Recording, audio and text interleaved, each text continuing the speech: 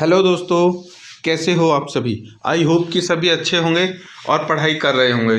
तो दोस्तों, थोड़ी सी माफ़ी चाहूँगा कि ये वीडियो आने में देर लग गई, क्योंकि इनकी प्रिपरेशन करने में बहुत सारा समय लगा है, तो इस वजह से थोड़ी देरी हो गई। लेकिन ऐसा नहीं है कि अभी भी हमारे पास में 24 घंटे से ज़्यादा हैं और हम अपने प्लान को एग्जीक्यूट कर सकते हैं। अगर आप यहाँ पर हैं तो निश्चिंत रहिए, ठीक है। आपके अच्छे नंबर लाना, अच्छे मार्क्स लेके आना, ये हमारी रिस्पॉन्सिबिलिटी है। चलिए, तो समय ना गंवाते हुए जल्दी से स्टार्ट करते हैं। पहला क्वेश्चन है कि 004 जो प्रॉपर्टी लॉ है, हम उसके क्वेश्चंस करा रहे हैं। सबसे पहला क्वेश्चन हमने लिया है लॉन्ग में, ठीक है। लॉन्ग में करा रहे हैं, ध्यान रखना, लॉन्ग में कराना है। पहला क्वेश्चन है, जैसे कि आप यहां पर देख पा रहे हैं, दान किसे कहते हैं। दान की परिभाषा क्या है, दान के प्रकार सहित उनकी व्याख्या कीजिए, ठीक है। उत्तर है, ध्यान दीजिए, स्टार्ट करते हैं। देखिए, दान एक ऐसा कार्य होता है जिसका उद्देश्य अंतरिति को प्रत्येक दिशा में फायदा करना होता है। दान में दो पक्षों का होना आवश्यक है। मतलब कि जो अंतरिति है, मतलब कि अंतर मन से अपने आप को और उसके माध्यम से दूसरों को फायदा करना ही दान कहलाता है। वैसे तो हम लोग कह सकते हैं, ठीक है, नॉर्मली सबको पता होता है दान, ठीक है, कि दान क्या है। सभी लोगों ने, आप सभी दोस्त अच्छे हैं, सभी लोगों ने कभी ना कभी दान दिया भी होगा, ठीक है। लेकिन देखो, उन चीजों को और हम एग्जाम में लिखना, ठीक है, जो चीजें हमें पता होती हैं वो बात सही है, ठीक है, पता होती है, लेकिन हम इस तरह से उसको नहीं लिख सकते।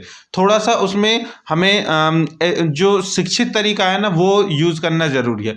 तो वैसे दान के बारे में सबको पता होगा कि दान किसे कहते हैं। देखिए, सब, मुझे भी पता है कि जब किसी जरूरतमंद को, ठीक है, बिना किसी एक्सपेक्टेशन के हम कुछ वस्तु, कुछ धन या कुछ भी मदद कर दें, तो उसके लिए वही, हमारे लिए वही दान होता है और उसके लिए भी वही दान होता है। मतलब कि बिना किसी, जो कह सकते हैं कि बिना किसी रिटर्न के, एक्सपेक्टेशन के, कभी इसके बदले हमें कुछ मिलेगा, और किसी को कोई वस्तु दे देनी, धन पैसा कुछ भी दे देना, वही दान होता है, ठीक है दोस्तों। लेकिन हम लिखेंगे कैसे, तो लिखेंगे इस तरह से, जो मैंने पहली लाइन बताई। उसके बाद है कि दान में दो पक्षों का होना बहुत ही आवश्यक है। अब दो पक्ष कौन कौन से, ये जान लेते हैं। देखिए, सबसे पहले दाता। दान देने वाले व्यक्ति को दाता, दानकर्ता दोनों नामों से जाना जाता है। मतलब कि जो दान देता है, ठीक है, उसको दाता भी बोलते हैं या फिर दानकर्ता भी बोलते हैं, ठीक है। अब उसके बाद होता है, सेकंड पर्सन होता है अदाता। दान लेने वाले व्यक्ति को अदाता, जो कि दान की स्वीकृति करता है, मतलब कि जो दान प्राप्त करता है। मतलब हम कोई मिला, ठीक है, जो कि निसहाय है या फिर जिसके पास में जरूरत है, तो हमने अपनी जेब से कुछ पैसे निकाले, उसके हाथ में रख दिए, तो हम हैं, तो हम कौन है, दाता हैं, दान देने वाले हैं। और जिसको जरूरत है उसको हमने दिए हैं, वो कौन है, अदाता है। ठीक है दोस्तों, इतनी बात समझ में आ गई। चलिए आगे देखते हैं। या दान की संपत्ति अदाता की ओर से किसी अन्य व्यक्ति द्वारा स्वीकार किया है।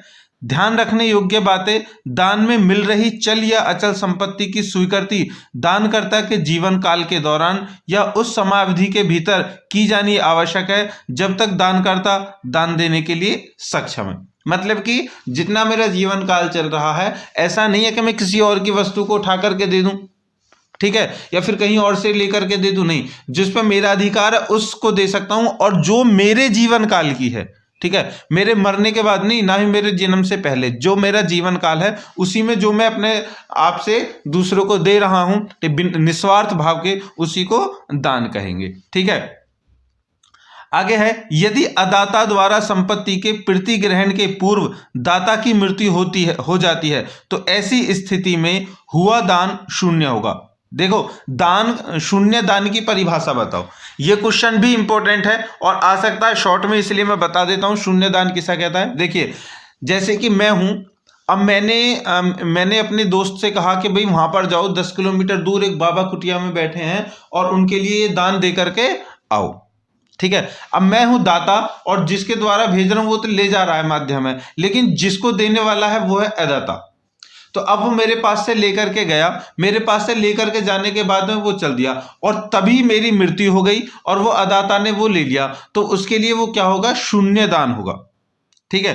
कहने का मतलब यह है कि अदाता द्वारा संपत्ति के प्रतिग्रहण से पूर्व अगर दाता की, देने वाले की मृत्यु हो जाती है तो उसी दान को हम शून्य दान कहेंगे। ठीक है, देखिए दान संपूर्ण कब होता है? जब दाता जो है अदाता को उस वस्तु को पूर्ण ना कर दे और उसकी पुष्टि ना कर ले कि हाँ भी तुम तक पहुंच गया, चलिए अब ये तुम्हारा है। अगर उसके बाद में मरता है तो कोई नहीं, लेकिन अगर उस तक पहुंचता नहीं, उससे पहले ही वो मर जाता है तो उसको शून्य दान कहेंगे। चलिए आगे, दान उदारता का एक कार्य होता है। बिल्कुल सही बात है, ना अमीरी से उसका कोई मतलब है, ना गरीबी से दोस्तों कोई मतलब है। दान केवल उदारता का अंतर्भाव का होता है।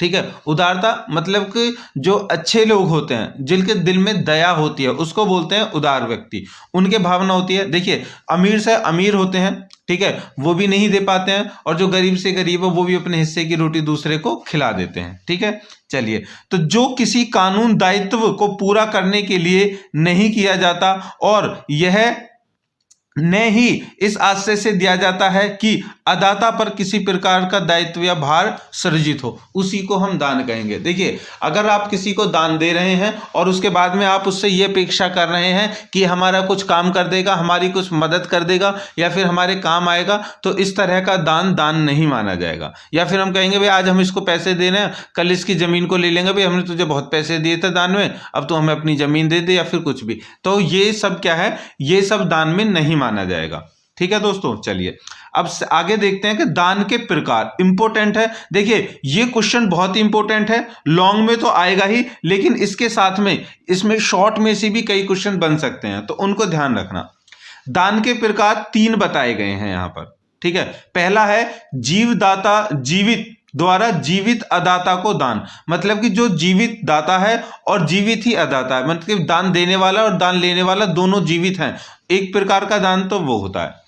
दूसरा होता है मृत्यु शैया पर मृत्यु की आशंका में किया गया दान, मतलब कोई दाता है और जो मृत्यु पर मरने वाला है, वो कह रहा है यार मैं अपनी जो धन संपत्ति है किसी को दान में दे दूं तो मैं चैन से मर सकूंगा, आपने देखा होगा, तो उसको भी एक तरह का दान बोलते हैं। तीसरा है वसीयत द्वारा दान।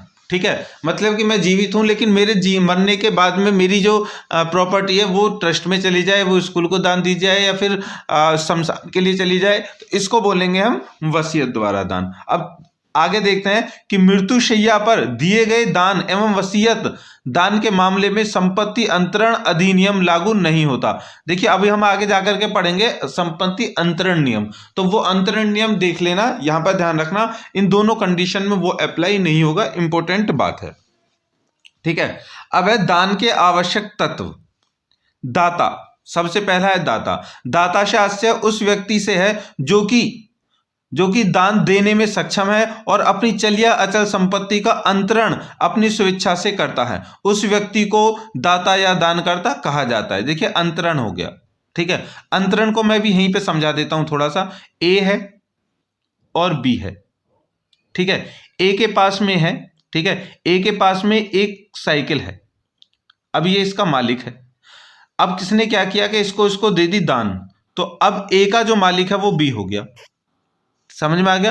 तो अब क्या किया है कि जो इसकी संपत्ति है ना उसको अंतरण कर दिया है, मतलब कि उससे अपने नाम हटा करके इस पर अपना मालिकाना हक इसको दे दिया है, इसी को बोलते हैं संपत्ति का अंतरण। ठीक है दोस्तों, अब इसको आप बना करके भी वहां पर अपने शब्दों में लिख सकते हैं, शॉर्ट में क्वेश्चन आएगा। तो आगे देखते हैं। अब पहला है दाता, दूसरा है अदाता। अदाता से आशय उस निश्चित व्यक्ति से है जिसको दान दिया जाना है या जिसको दान दिया गया है, या वह व्यक्ति जो कि अदाता की ओर से दान स्वीकार करता है या जिसके द्वारा दान का स्वीकार किया जाना है, वह व्यक्ति अदाता कहा जाएगा। मतलब कि दान लेने वाला, ठीक है, जो अपने दान को स्वीकार करता है, हाँ जी मैं दान लेता हूं, इस तरह के जितने भी कंडीशन है वो कौन करता है? वो करता है जिसके पास में मतलब कि दान जिसको दिया जाता है, तो उसको बोलेंगे हम अदाता। आप इतना तो समझ गए होंगे। ठीक है, चलिए अब है प्रतिफल का अभाव। ये एक मेन पॉइंट है। एक वैध दान का आवश्यक तथ्य यह भी है कि दान में प्रतिफल का अभाव होना जरूरी है। प्रतिफल का अभाव होने से मतलब है यह कि जब किसी चल या अचल संपत्ति का दान किया जाए तो वह दान प्रतिफल के बिना हो, दान के बदले अन्य किसी वस्तु की मांग न की जाए। देखो पहले ही मैंने बताया था ना, दान दोस्तों वही होता है जो एक बार दे दिया तो उसके बदले में हम कोई भी अपनी अपेक्षा ना रखें। ठीक है दोस्तों, समझ में आ गया होगा। चलिए अगर समझ में आ रहा है तो दोस्तों लाइक कर दिया करो। ठीक है, लाइक कर दो यार, रात को इतनी रात में हम इसको वीडियो को बना रहे हैं, आपके लिए मेहनत कर रहे हैं, लाइक तो हमारे लिए कर दिया कीजिए। चलिए आगे है स्वेच्छा। नेक्स्ट तीसरा जो पॉइंट है इसमें है स्वेच्छा। दान के लिए यह भी आवश्यक है कि स्वेच्छा से दिया गया हो, न कि किसी के दबाव में आकर। यदि कोई व्यक्ति अपनी चल या अचल स्थावर संपत्ति का दान किसी और दबाव में आकर करता है तो वो दान एक शून्य दान होगा। देखिए शून्य दान की परिभाषा मैंने पहले बताई थी, ये भी परिभाषा है। हम किसी के दबाव में आकर के दान दें, किसी ने हमसे कह दिया हमारे पास में क्या है, देखिए अभी क्या होता है कि जो नौकरी जो बड़े बड़े बिजनेसमैन हैं वो क्या करते हैं, टैक्स को बचाने के लिए अपनी संपत्ति का कुछ हिस्सा दान में दे देते हैं, ट्रस्ट में दान में दे देते हैं। देते कम है, दिखा जाते ज़्यादा। सपोज के किसी ट्रस्टी से बात कर ली, उन्होंने कहा भाई देखो हम तुम्हें 1 लाख रुपए दान देंगे, लेकिन तुम्हें उसमें हमें बिल बना के देना होगा, हमने 2 लाख रुपए दिया। क्यों? क्योंकि उनसे उनका फायदा होगा, क्या होगा कि वो टैक्स उनका पे करना बच जाएगा, 1 लाख रुपए तो बचेगा। तो ये एक तरह का दबाव भी है। तो इस तरह का दान दान में नहीं होगा, इस तरह के दान को हम कहेंगे शून्य दान। ठीक है दोस्तों। अब है अंतरण। देखिए दान में अंतरण एक महत्वपूर्ण तत्व होता है। दानकर्ता जब भी अपनी कोई चल या अचल स्थावर संपत्ति का दान करता है तो दान की जाने वाली संपत्ति दान लेने वाले व्यक्ति के नाम संपूर्ण अधिकारों को अंतरित कर देती है, हो जाती है। तो उसी को कहते हैं अंतरण। मतलब कि अंतरण हो गया, एक व्यक्ति से वो जो वस्तु दूसरे व्यक्ति पर पहुंच गई, तो दान भी हो गया। और दान के तरह मतलब कि कह सकते हैं कि दान के माध्यम से वो वस्तु अंतरण हुई। अभी हम आगे पढ़ेंगे कि विक्रय के माध्यम से भी, वसीयत के माध्यम से भी कई माध्यम है जिनके माध्यम से वस्तु को है वो अंतरण होती है। ठीक है, चलिए आगे देख लेते हैं। पर स्वीकृति, दानकर्ता द्वारा दान में दी गई संपत्ति की स्वीकृति दान लेने वाले व्यक्ति द्वारा की जानी आवश्यक है। यदि दानकर्ता ऐसा दान किसी बालक को करता है देखिए सॉरी जो दान लेने में अक्षम है, तो ऐसे दान की स्वीकृति उस बालक के संरक्षण के द्वारा की जानी चाहिए। दान की स्वीकृति दान के जीवन काल, दानकर्ता के जीवन काल के उस समय कर लेनी चाहिए जब दानकर्ता दान करने के लिए सक्षम है। देखिए अभी क्या है कि स्वीकृति में यह है, देखो जैसे तो हम किसी को दान देते हैं स्वीकृति कर लेते हैं, लेकिन कभी कभी ऐसा होता है कि हम दान देते हैं तो अरे देखो एग्जाम्पल कितना अच्छा है। देखिए जब छोटे बच्चे होते हैं, ठीक है, तो जो हमारे घर पे कोई मेहमान आता है तो मेहमान क्या करता है, हमें कुछ विदा देता है, 10 रुपये 20 रुपये 100 रुपये 50 रुपये देता है, नहीं देता है। तो वो बच्चा जो छोटा सा होता है, छोटा शिशु अवस्था में होता है, तो उसको दान दिया जाता है, लेकिन वो इतना काबिल होता नहीं है कि वो पैसे को ले ले।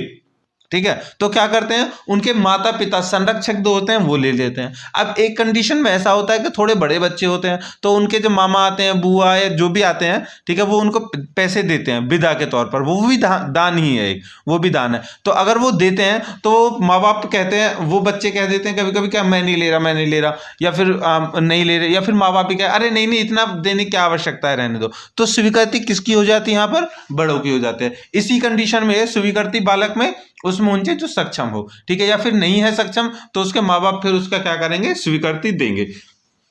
ठीक है दोस्तों, एक कंडीशन में ये भी है कि स्वीकृति तब तक हो जानी चाहिए जब तक जो दान करता है वो उसमें सक्षम है। ऐसा नहीं है दान करता आज कह रहा है भाई मैं तुम्हें 10,000 रुपये दे रहा हूँ दान में ले लो, वो कह रहा है चलो जी ले लेंगे। अब आज उसके पास पैसे हैं, कल उसके पास में पैसे नहीं है दानकर्ता के। अब वो दानकर्ता को जिसको बोला था वो आ गया, सर आप दान करने के लिए कह रहे थे दे दो, तो अब वो सक्षम नहीं है तो अब कैसे देगा, अब कैसे स्वीकृति होगी। तो इस कंडीशन नहीं होनी चाहिए। ठीक है दोस्तों, चलिए आगे समझते हैं। दान की प्रमुख विशेषताएं यहां पर हम देखने वाले हैं। देखिए संपत्ति अंतरण अधिनियम के अंतर्गत दान की अवधारणा चल या अचल दोनों संपत्तियों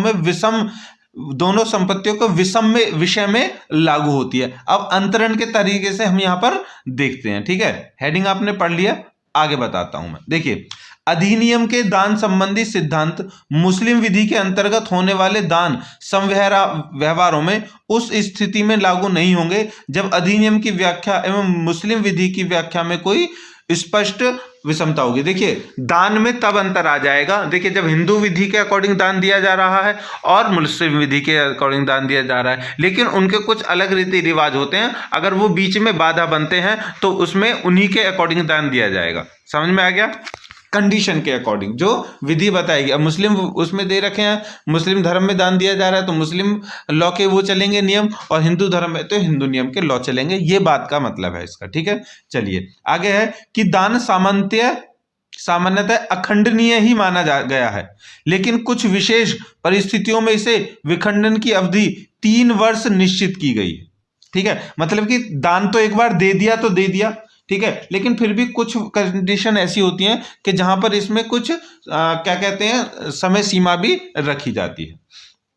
अब चलिए आगे हेडिंग दान करने वाले दाता की योग्यताएं। मतलब जो दान करने वाला है वो कैसा होना चाहिए। देखिए अब तुम दान करते हो या नहीं करते हो, अब ध्यान रखना, और जो लोग नहीं दान करते हैं अब भी उनको देखना कि ये इन चीजों में सक्षम है या नहीं, मतलब दान करने वाले की योग्यताएं सक्षम है या नहीं। देखिए सबसे पहला है कि दाता जो है वो देने वाला बालिग हो, मतलब कि बालिग हो। देखो ऐसा नहीं है अबालिग वो भी दान कर देते हैं, छोटे छोटे बच्चे होते हैं वो भी दान कर देते हैं, लेकिन ये चल संपत्ति और अपचल संपत्ति उनसे बात हो रही है, ठीक है, बड़ी उसमें। सपोज दैट कि किसी बच्चे का ऐसा ना हो, लेकिन एक कंडीशन बता रहा हूँ, किसी के माता पिता मर गए हों और बच्चा है वो 14-15 साल का, उसके पास बहुत अधिक धन है, संपत्ति है, तो वो दान नहीं करेगा, नहीं कर सकता, अकॉर्डिंग टू द लॉ नहीं कर सकता, ठीक है।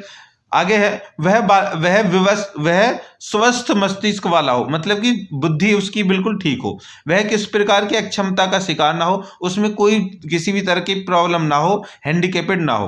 उसके बाद है दाता को दान दी जाने वाली संपत्ति का स्वामी होना चाहिए, या संपत्ति के असली स्वामी से दान करने का प्राधिकार रखता हो। देखिए मतलब कि या तो जिस चीज को दान कर रहा है वो उसका मालिक हो, और नहीं तो जिसकी वो वस्तु है उसके द्वारा दिया हुआ उसके पास ये अधिकार हो कि हाँ वो उस वस्तु का किसी भी चीज में इस्तेमाल कर सकता है, ठीक है। चलिए आगे का ऑप्शन है, आगे की हेडिंग है अदाता के लिए योग्यताएं। देखो क्वेश्चन मैंने यहाँ पे थोड़ा शॉर्ट में भी बनाया है, समय की कमी होने के बाद में आप क्या कर सकते हैं, ठीक है, क्वेश्चन को 6 पेज में ले जाने के लिए इनके आगे हेडिंग बना करके लिख सकते हैं। जैसे मैं आपको कंडीशन समझा रहा हूं ना दोस्तों, उन कंडीशंस को उनके अंदर लिख सकते हैं, ठीक है, तो आपका क्वेश्चन और भी बड़ा हो जाएगा। वैसे तो यही काफी बड़ा है, अगर चाहें तो बढ़ाना इस तरह से आप बढ़ा सकते हैं और नंबर अच्छे मिलेंगे। आगे है अदाता की योग्यता, मतलब अदाता की क्षमताएं। उसे जीवित होना चाहिए, बिल्कुल सही बात है, जिसको दान दिया जा रहा है वो जीवित तो हो।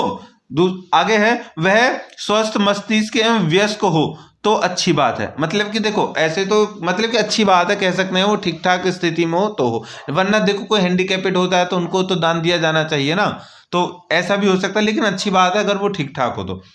उसके बाद वह दान को स्वीकार कर सकता है, और यदि ऐसा नहीं करता तो उसका संरक्षण दान को स्वीकार करेगा, मतलब जिसको दिया जा रहा है वो स्वीकार करेगा दान को, कहा जी मैं आपका दान को स्वीकार करता हूं, ये मेरे लिए है तो मुझे दे दीजिए, नहीं तो उसके संरक्षण करेंगे। संरक्षक में माता पिता जो भी उसके केयर कर रहे होंगे। आगे है अदाता विधिक व्यक्ति भी हो सकता है, मतलब कि विधिक व्यक्ति हो सकता है, अकॉर्डिंग टू लॉ के हिसाब से भी वो दान ले सकता है। चलिए आगे है इसी में कि अदाता निश्चित होना चाहिए, ठीक है, निश्चित मतलब ऐसा होना चाहिए कि हाँ भी निश्चित है, सही बात है, यही है, ऐसा नहीं किसी और के नाम पे दे दी, पता चल रहा उसके नाम पर कोई और ले गया उसको, ठीक है, 2 लोगों की शक्ल एक जैसी मिलती है, एक को दे दिया, दूध दिया जाना दूसरे को तो ले गया दूसरा, निश्चित हो। आगे है अर्थात दान सामान्यतः जनता के पक्ष में नहीं किया जा सकता, मतलब कि जो दान है वो सामान्य जो लोग होते हैं उनके पक्ष में नहीं किया जा सकता। कहने का मतलब ये है ऐसे लोगों को ही दान किया जाता है जो क्या है, जो जरूरतमंद है, ठीक है। वो कहते हैं ना भाई, झिके पेट पे अगर किसी को मिठाई भी खिलाई या फिर पकवान भी खिलाए तो क्या फायदा, भूखे पर तो अगर खाली रोटी भी खिला दी तो भी बहुत बड़ी बात है। मतलब सक्षम लोगों को दान नहीं किया जाता, अक्षम जो सामान्य लोग ना हो उनको, ठीक है।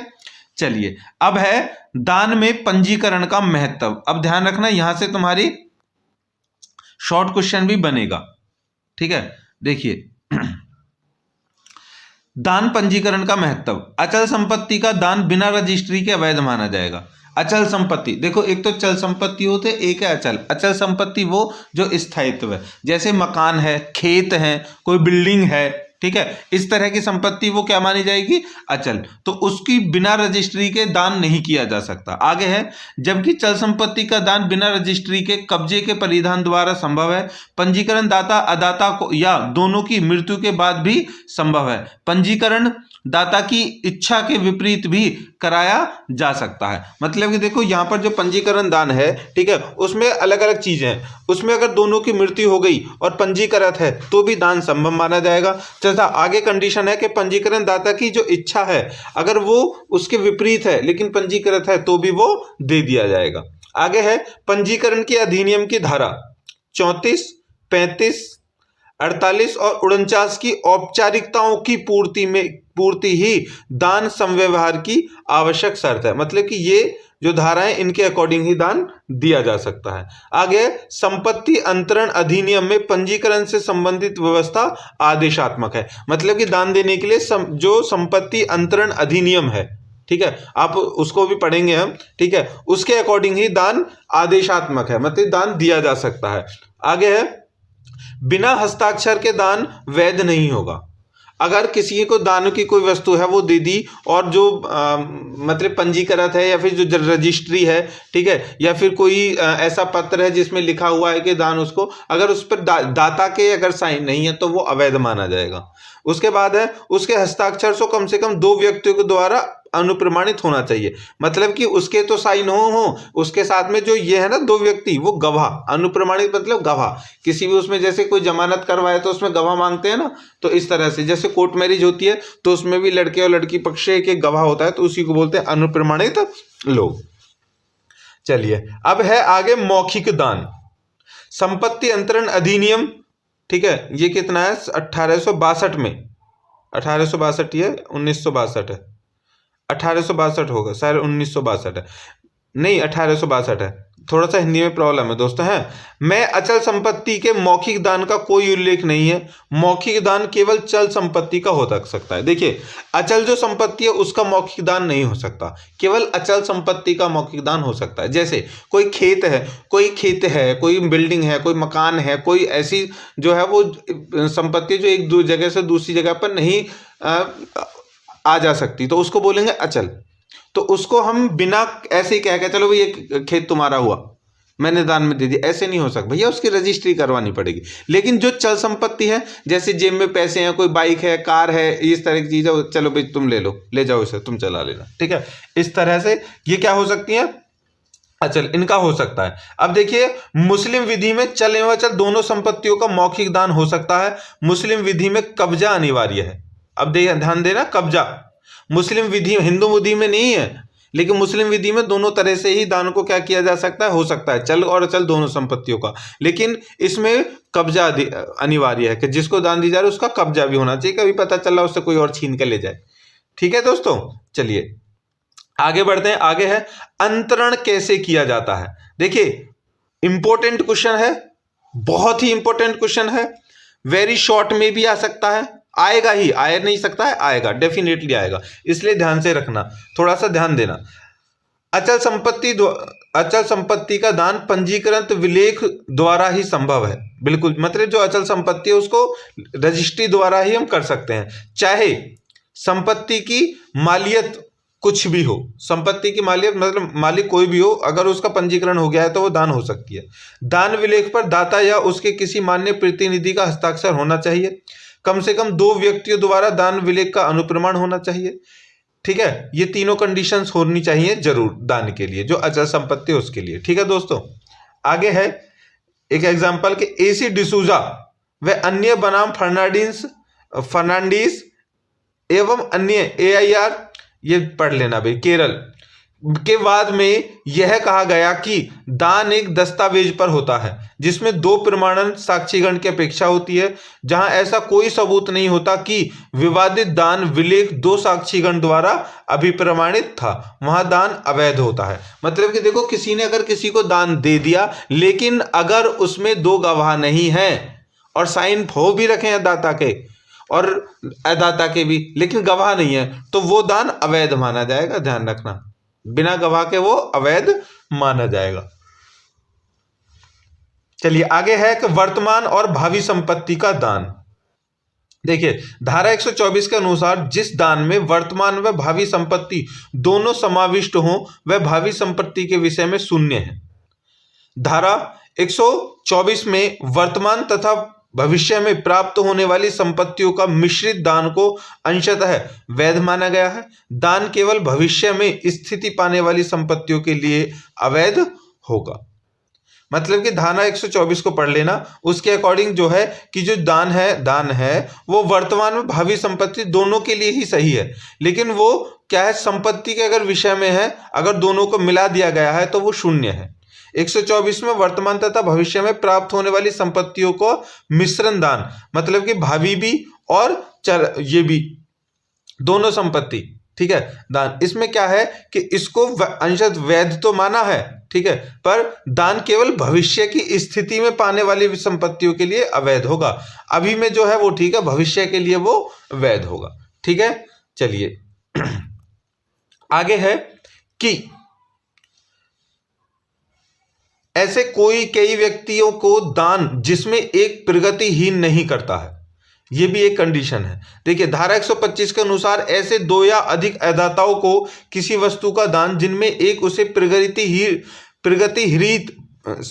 प्रतिगृहित नहीं करता उस हित के संबंध में शून्य है, जिसे यदि वह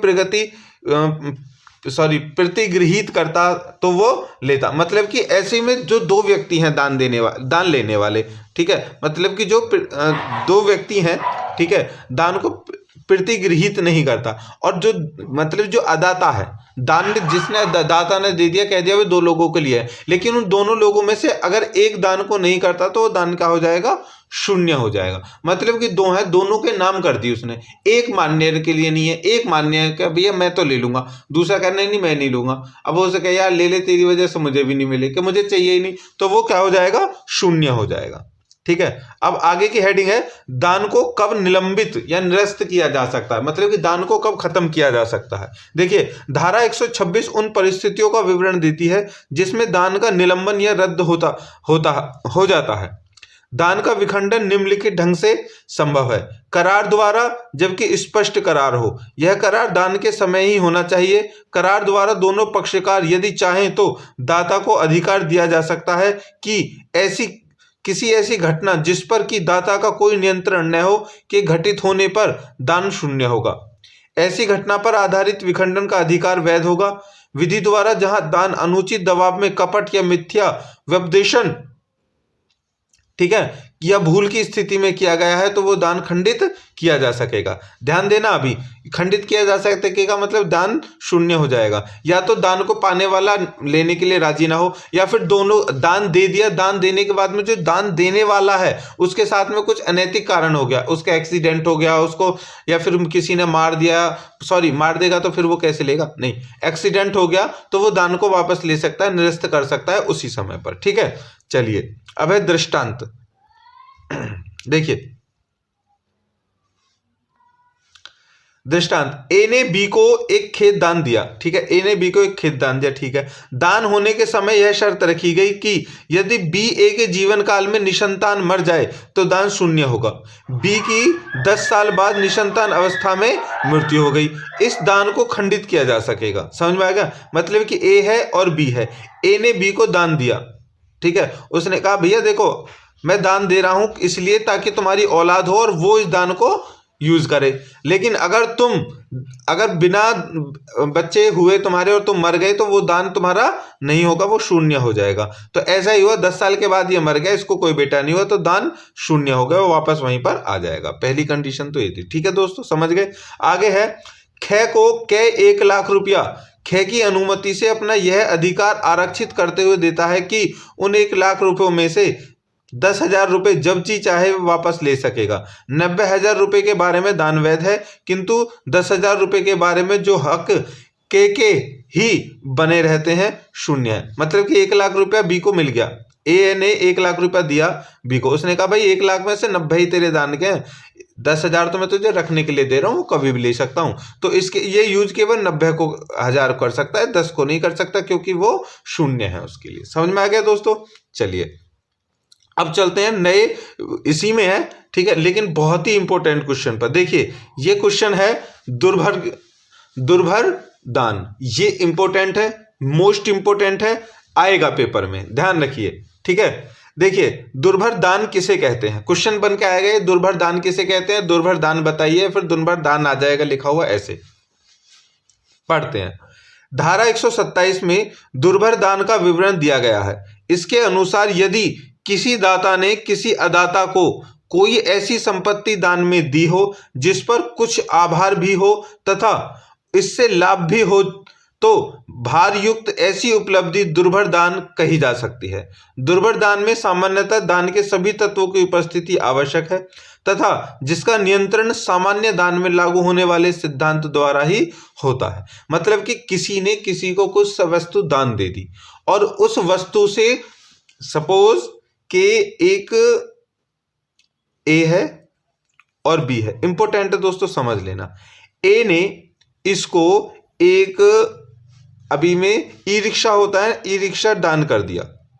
ए ने अपना ई रिक्शा इसको दान कर, भैया तू चला ले यार, मैं नहीं चलाऊंगा, मैं तो तुझे दान कर रहा हूं, तेरा तू अब जैसा कर ले कर ले।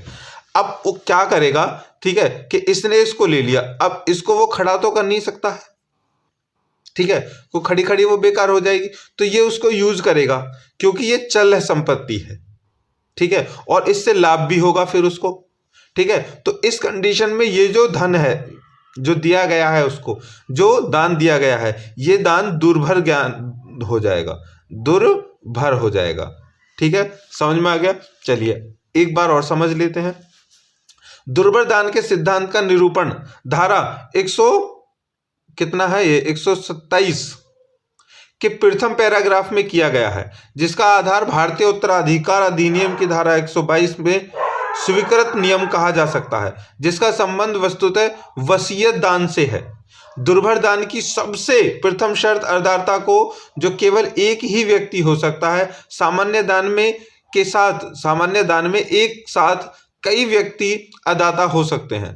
दुर्भर दान उस स्थिति में होगा जबकि एक ही एवं उसी अदाता को ऐसी कई संपत्तियां दान दी गई हों जिनमें से कुछ भारग्रस्त हों तथा अन्य भार रहित हों। धारा 127 में उस स्थिति के बारे में बताया गया है जब कोई व्यक्ति दान एक ही करे लेकिन उसमें कई संपत्तियां शामिल हों, जिनमें कुछ पर आभार एवं दायित्व हो तथा कुछ स्वतंत्र एवं बिना भार के हों। दान दी जाने वाली संपत्तियां भारयुक्त होना चाहिए, ठीक है। अब पढ़ लिए, देखो मैं दोबारा से समझा देता हूं। अभी मैंने एक बात कही थी तुमसे कि ए ने बी को एक जो ई रिक्शा है वो दान दिया, ई रिक्शा है वो दान दिया। अब देखिए ये दान दिया ई रिक्शा, ठीक है, तो इसको वो खड़ा नहीं कर सकता, उसको वो यूज करेगा, तो इससे इनकम होगी, चलो ठीक है, उसने दान दे दिया।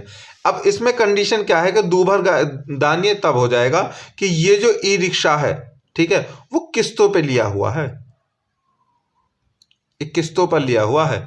अगर ये इसके पास जाएगा तो इसका कंपनी से खरीदी गई है, भैया वहां पर किस्त जानी है 1,000 रुपये महीने की, तो अब ये इसको यूज करेगा, चला करके जब इससे इनकम करेगा तो उस पेमेंट को भी देगा, नहीं देगा तो ये सारी की सारी जो ई रिक्शा है वो क्या हो जाएगा, चला जाएगा। तो इस कंडीशन में इसको कहेंगे हम क्या, दुर्भर दान। एक और कंडीशन में आपको समझा देता हूं, एक और एग्जांपल देता हूं ताकि दुर्भर दान देखो इंपॉर्टेंट बहुत ज्यादा है। इसलिए देखिए, किसी ने एक गाय को ए ने गाय को बी को क्या कर दिया, दान दे दिया। ये गाय इसके पास में पहुंच गई, ठीक है। अब भाई इस गाय में कुछ कमियां थी, इसका दूध सही नहीं देती थी, ये जल्दी जल्दी बीमार होती रहती थी, ठीक है, इस तरह की कंडीशन थी। तो अगर इस तरह की कंडीशन, इस पे कोई भार हो, उसको बोल रहा हूं मैं, इसकी कोई कमी हो और फिर भी उसको दान दिया गया है, तो इसके लिए ये दुर्भर ज्ञान हो जाएगा, ठीक है दोस्तों। आई होप कि आपको समझ में आ गया होगा। चलिए अब आगे चलते हैं। अब है सर्वस्व अदाता। देखिए धारा 128 में सर्वस्व अदाता के बारे में विवरण दिया गया है, ध्यान रखना, सर्वस्व अदाता किसे कहते हैं। इस धारा के प्रावधानों के अनुसार संपूर्ण संपत्ति स्वीकार करने वाला अदाता दाता के सभी ऋणों और भारों के लिए दायित्वाधीन हो जाता है। यदि सर्वस्व अदाता दान ग्रहीता यूनिवर्सल डोनी आवश्यक है तो वह किसी भी प्रकार से दायित्वाधीन नहीं होगा जब तक कि वह वयस्कता प्राप्त कर लेने के बाद संपत्ति को ग्रहण नहीं कर लेता। सर्वस्व अदाता मतलब कि वह व्यक्ति जो दान को ले रहा है वो अपने आप में उस दान को लेकर के सक्षम नहीं है, ठीक है, और उसके बाद में उसको स्वीकार करने के बाद में जो उसके लिए जो दान ले रहा है उस दान की अगर कोई समस्या है, प्रॉब्लम है, उस पर कोई ऋण है या कुछ भी है, उस सबको वो पूरा नहीं कर देता, ठीक है, और वो कर देता है तो उसी को बोलते हैं, क्या बोलते हैं, ये यूनिवर्सल डोनी होता है। यूनिवर्सल डोनी मतलब पूरे दुनिया में एक दान अदाता होता है जो दान ग्रहीता कर लेता है, ठीक है। अब क्या है कि ये अवयस्क है तो किसी भी प्रकार से दायित्वाधीन नहीं होगा। सपोज दैट कि किसी ने एक स्कूल को दान कर दिया, अब स्कूल के लिए दान कर दिया, क्या कोई बिल्डिंग दान कर दी, तो अब भाई साहब वो जो स्कूल के मतलब कि जो बिल्डिंग थी, बिल्डिंग का जो किराया था, बिल्डिंग की जो पानी की वो जाती, इलेक्ट्रिसिटी बिल जाती थी, सब कुछ जाता था, अब वो अदाता ही पे करेगा क्योंकि वो सर्वस्व हो गया, अब उसका सर्वस्व अदाता हो गया भाई, वो उसका मालिक हो गया, अब सारा काम वही करेगा, ठीक है दोस्तों। चलिए अब आगे भी थोड़ा सा है कि सर्वस्व अदाता वह व्यक्ति है जिस दाता की सारी जायदाद दान में मिल चुकी हो। यह स्थिति सामान्यतः उस समय उत्पन्न होती है जबकि दाता संन्यास ले ले या संसार का परित्याग कर दे। दाता के पास चलिए अचल कोई संपत्ति अवशेष नहीं बचना चाहिए। सर्वस्व अदाता दान के द्वारा प्राप्त संपत्ति की सीमा तक दाता के ऋणों के लिए जिम्मेदार होता है। उसे इस संपत्ति का प्रयोग तब तक दाता के ऋणों को चुकाने में करना होगा जब तक कि उसकी पूर्ण संतुष्टि न हो जाए। अधिनियम की धारा 129 में 2 अपवाद दिए गए हैं जिन पर धारा 122 और 128 तक की कोई व्यवस्था लागू नहीं होगी। ये अपवाद है। देखिए, किसी ने अपनी पूरी संपत्ति दान में दे दी, उसकी एक कंपनी है, उसने दान में दे दी, तो भैया अब जो पूरी संपत्ति उसको दान में दे दी, अगर कंपनी पे थोड़ा बहुत कर्ज है तो वो कर्ज उसी को चुकाना पड़ेगा, उसकी सारी जिम्मेदारी उसी की होगी क्योंकि वही सर्वस्व अदाता है। अब जिसको जो दान देने वाला है उसे अगर किसी का कर्जा देना था अपनी संपत्ति में से तो अब वो अदाता उस कर्जे को पे करेगा, ठीक है दोस्तों। चलिए अब इसमें जो अपवाद है क्या है कि आसन्न मरण दान, मुस्लिम विधि में हिबा, ये 2 ऐसे दान हैं, ठीक है। आसन्न मरण दान मतलब कि पूरा मरने के बाद में अगर ऐसी कोई कंडीशन होती है तो मरने के बाद में जो अदाता है, जो दाता है मर करके अपने दान को दे देता है और तो अदाता ये कह देता है यार उसने मुझे दे दी, अब मुझे उसने ये थोड़ी ना बताया तुम्हारे पैसे देने हैं। दूसरा अपवाद ये है कि मुस्लिम विधि में हिबा, एक हिबा होता है मुस्लिम विधि में, जब हमने आपको पढ़ाया होगा तो उसमें था कि मुस्लिम विधि में संपत्ति को हिबा के माध्यम से दान दिया जा सकता है।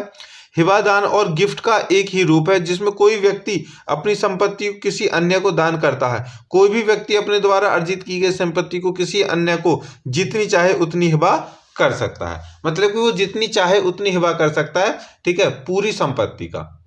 समझ में आ गया। चलिए ये दोनों क्या थे, वो अपवाद थे।